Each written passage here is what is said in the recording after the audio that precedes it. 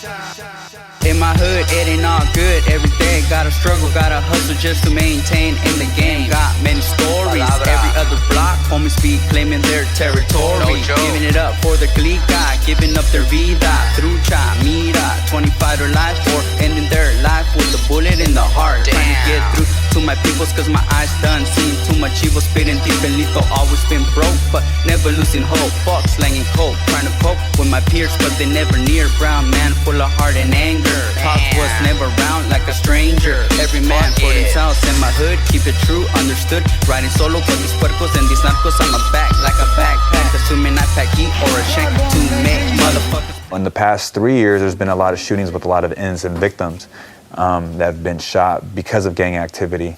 More recently, in the Libby Lake Park incidents, in the past 2 or 3 years, you've had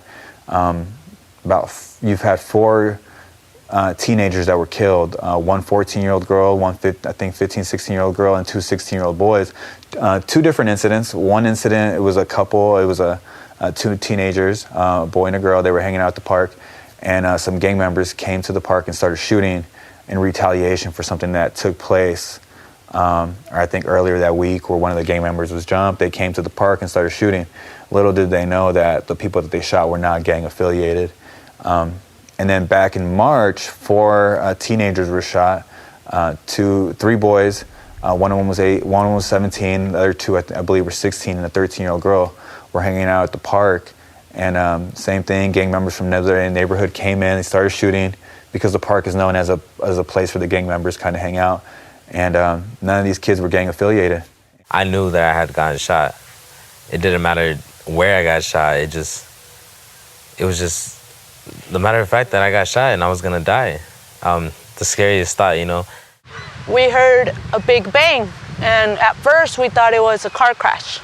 Okay? And so then I walk over to my neighbor's house to pick up my daughter, and I see the sky bloodshot red of all the sirens, from the ambulance, fire trucks, everything. So then I rush home, and I tell my mom, and my dad was very impatient. He was pacing back and forth, and he said, something doesn't feel right.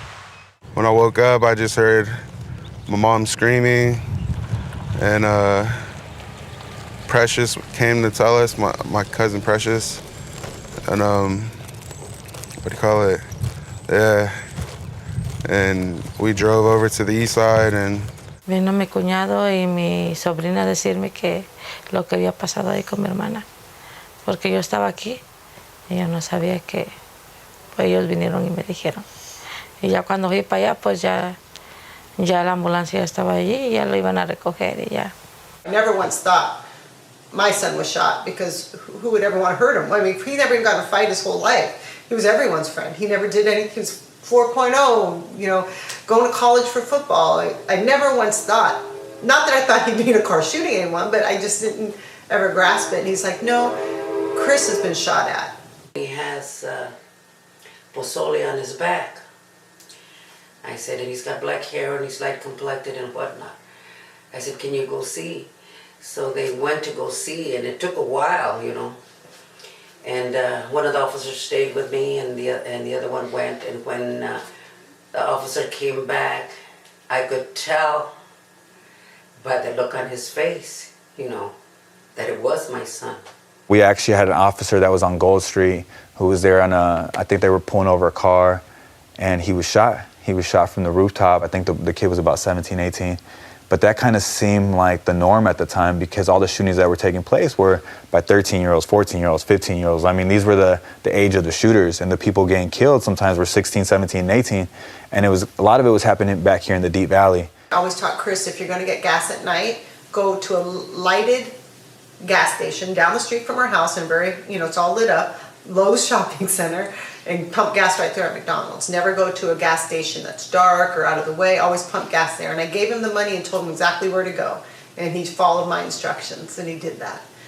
And I guess after he pumped gas, when he pulled out, a car followed him, and that's where he got shot. So we start calling my brother. He wasn't answering. Our first thought was, well, if the police see him running, they're gonna think that he did something. it would never cross our mind that he was one of the victims. So then we were just waiting. We didn't know what to do. We kept calling his phone. There was no answer. Two of his friends show up to the house and tell us it was him. So I rushed to the park. They weren't letting me in. They just said, oh, no one's in. But 3, maybe 4 people had told me, yeah, it was Edgar, it was Edgar. So I go up to a few officers and they told us, oh, everyone's okay. Everyone's okay. They were sent to the hospital. The cops were there and they had the street cut off so we couldn't go up to the house to see him. But they said that he passed in the backyard on Craft Street.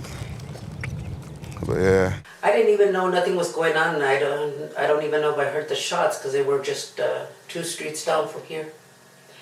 And then at 12:30, one of the homeboys called me and they said, Concha, is Mando there?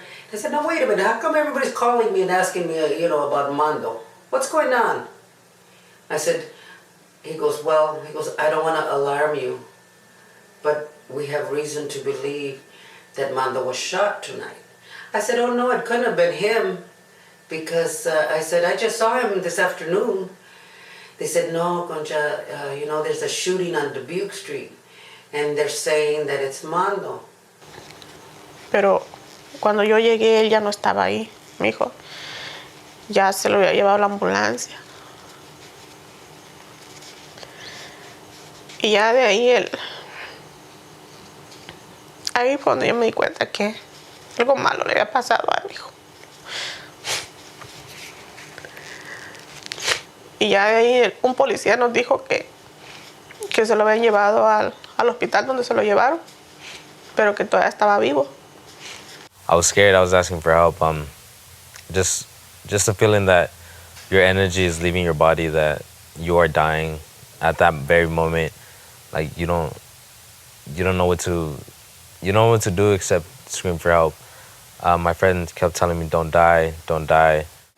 At that time, I made some phone calls, and I rushed to the emergency room. And when I found Chris, he didn't move out of the truck, his friend's truck. And I still didn't know he was shot in the head. And I was with a friend of mine, and when we took Chris out of the car, the friend saw the hole in Chris's head and knew Chris had been shot, but didn't want to tell me or Chris to get us upset. And he had to try to help Chris into the emergency room, and Chris wouldn't, he wanted to throw up. He was so nauseated, he looked white. And he wanted to throw up as soon as he got out of the car. And my friend was helping him walk, and he wouldn't let him throw up. He kept lifting Chris's body up. And I said, let him throw up. He doesn't feel good. He goes, no, let's go to the emergency room. And I go, well, why can't you let him throw up? And he said, he told me later, it's because he knew Chris was shot in the head, and wherever that bullet was lodged was keeping him alive, and he thought if he threw up, then that would move the bullet, and it could go right through to the brain, and he just didn't know what to do. Then the cops came, and they started asking me questions. They started telling me, who was it, what happened, and I didn't know, so I truthfully answered them, I don't know. I guess they just want to get a death testimony out of me before I die, so they could catch the suspects. And they put me on the stretcher and just took me in the ambulance. I was awake during the whole thing, to watch my friends die, to getting shot, to falling, to everything, Y ya en el hospital, pues ya lo encontramos y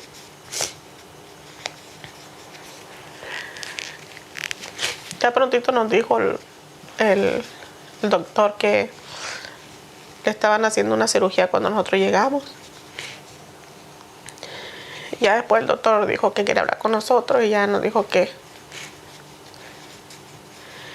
tenía 2 balas en la cabeza. Y que no iba a amanecer vivo.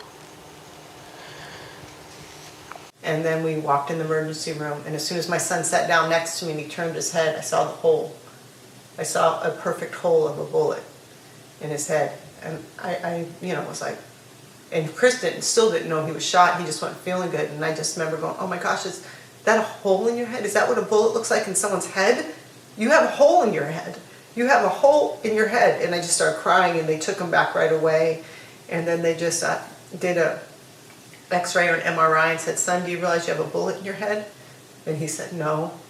And then they life flighted him to Scripps. We rushed to Palomar Hospital. We were there for 2 hours.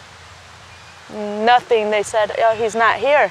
And I was like, well, are you sure? And they said, yes, I'm sure. I got on my phone. I called Tri-City, Scripps. I called over 20 hospitals, and they said, no, he's not here. I called my mom and I told her he's not here. I just heard her, sorry. I just heard her break down on the phone. She said, well, come home. If he's not there, then he's not here with us no more. All right, P, my boy, this one's for you. Check this shit. I know you're gonna hear this shit. Check it, boy. I hope you dig it.